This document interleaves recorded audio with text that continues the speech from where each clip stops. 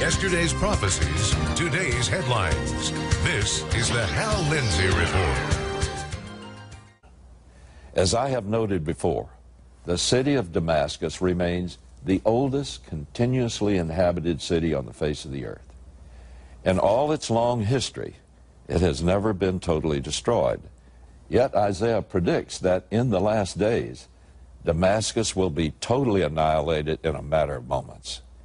He wrote, "The burden of Damascus. Behold, Damascus is taken away from being a city, and it shall be a ruinous heap. And in that day it shall come to pass that the glory of Jacob shall be made thin, and the fatness of his flesh shall wax lean." Isaiah's depiction of Damascus troubling Israel in the last days comes at a time when the glory of Jacob, or Israel, is made very thin. Speaking in the same terms as this prophecy, if Israel's glory were any thinner, it would be transparent. The only condition under which Israel could survive the world's outrage at hitting Syria with a nuclear attack would be if Syria hit Israel first with weapons of mass destruction, such as biological, chemical, or nuclear weapons. That is exactly the kind of circumstances predicted in Isaiah chapter 17, verse 4. As I noted earlier, Syria has long-range missiles already armed with both chemical and biological warheads aimed straight at Israel. This ISIS report indicates that Assad either has or is developing nuclear warheads for use against Israel as well. Isaiah makes a further prediction about the terrible incident. "And behold, at eventide, trouble, and before the morning, he," meaning Damascus, "is no more. This is the portion of them that spoil us, and the lot of them that rob us." Many experts believe Israel has more than 200 nuclear weapons that could fulfill Isaiah's prophecy in about 60 seconds. The potential of a nuclear-armed Syria pulls Isaiah's prophecy right out of the Bible and plants it on the front pages of the daily newspapers. In the book of Psalms, number 83, is a plea for God's provision over Israel's security. In it, the psalmist identifies and lists Israel's traditional antagonists. He writes, "For they have consulted together with one consent. They are confederate against thee." In other words, they're not so much against Israel as they are against Israel's God that protects them in this prophecy, in this psalm. The psalmist then identifies these enemies of God as the tents of Edom and the Ishmaelites, Moab and the Hagrites, Gebal, Ammon, and Amalek, Philistia with the inhabitants of Tyre. Assyria also has joined with them. They have helped the children of Lot. Edom is another name for Esau. Along with Ishmael, Esau is one of the principal forefathers of the Arab peoples. The Edomites and the Amalekites are descendants of Esau. The Moabites and Ammonites are the descendants of Lot. Moab is located in the Egyptian Sinai.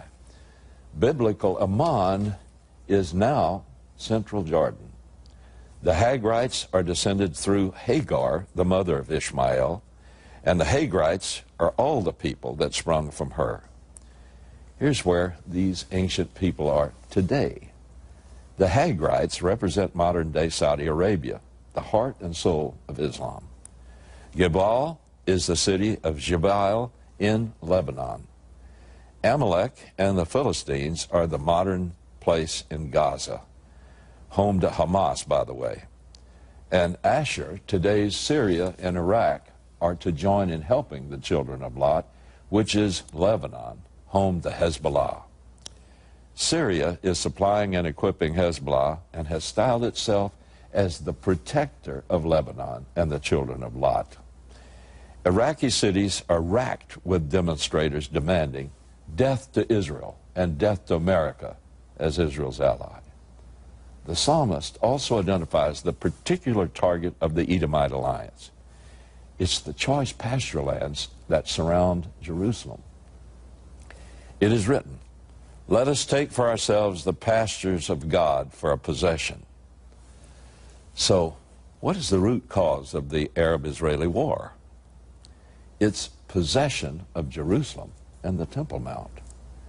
But the goal is not just the conquest of Jerusalem simply as an Arab territorial possession. The goal is the conquest of God's holy mountain and God's holy city for an Islamic religious possession. The events outlined by this psalm are future events, as is the eventual and total destruction of Damascus. The first conflict in a series of wars is predicted in Psalms 83. This appears to be the same war foretold by Isaiah's burden of Damascus in chapter 17. And it is also the same war predicted by the often overlooked prophecy of Obadiah. This war particularly involves the descendants of Esau, which includes all the other Arab states surrounding Israel. However, it carefully excludes the non-Arab Muslim states of Iran and Turkey, and of course Pakistan and other nations around the world. They are included in the confederacy of the Muslim countries led by Persia, which is modern-day Iran, in the second and final attack to destroy Israel. It is predicted in Ezekiel chapters 38 and 39. This massive offensive includes the Persians and Turks that will fight under the command of the power from the uttermost north, which is Russia. But amazingly, this confederacy does not include the Arab Muslim states. Why? You see, they will have already been neutralized by the earlier Psalm 83 war.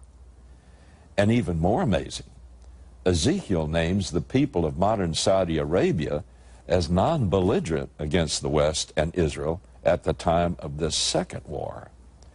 Some view Ezekiel's Gog-Magog war and the Psalm 83 war as two distinct events separated by some significant period of time.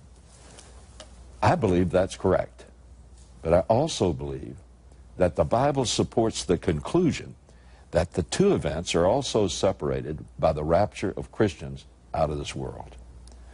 The assumption of an interval between the two wars is necessary because the Gog-Magog war takes place during a time of seeming peace and security within the state of Israel.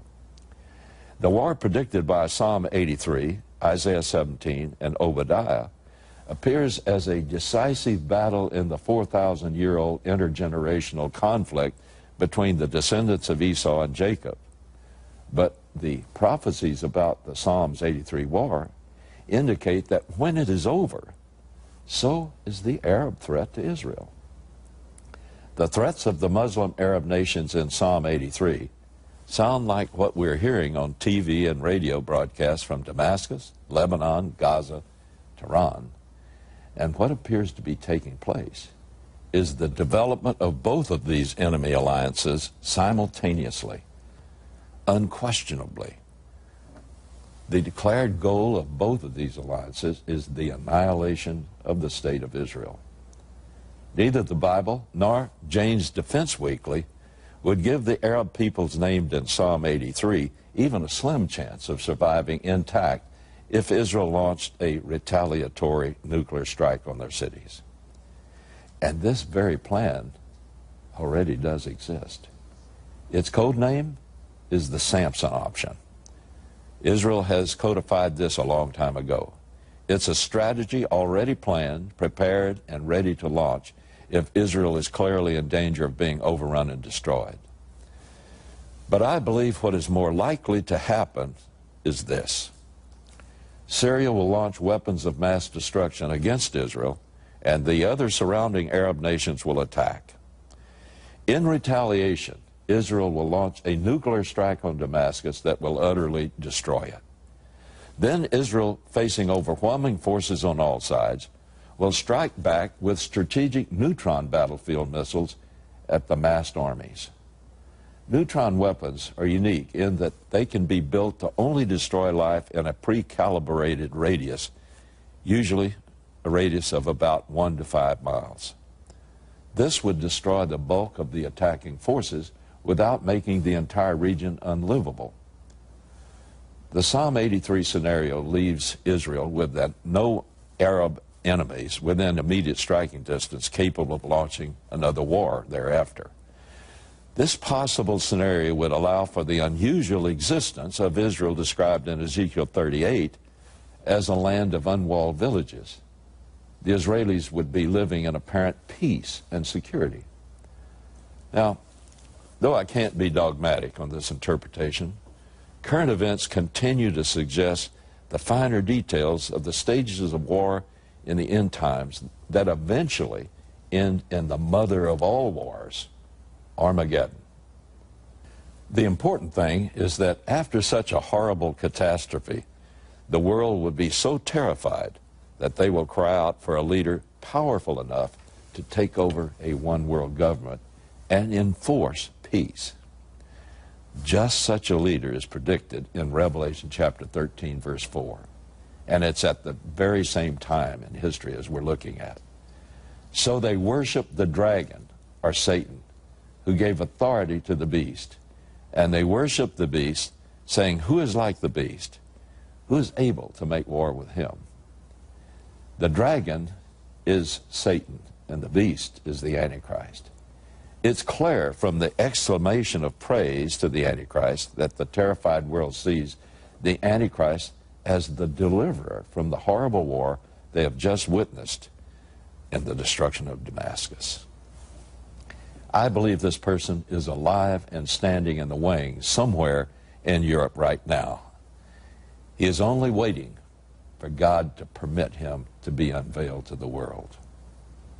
I'll be back in just a moment.